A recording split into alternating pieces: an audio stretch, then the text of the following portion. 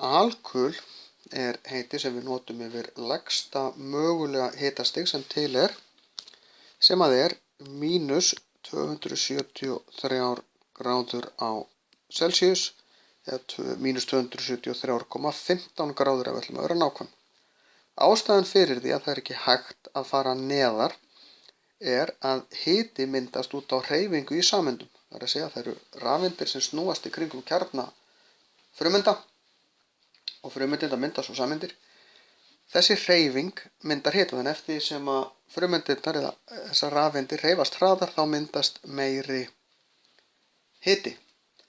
Á sama hátt leið og þær hægja á sér þá lækkar hitinn og í -273 gráðum á Celsius þá hætta þær að hreyfast og þá er allt stopp.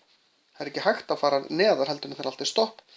Ef eitthvað fer að hreyfast aftur á bak þá er það hreyfing sem myndar líka hita.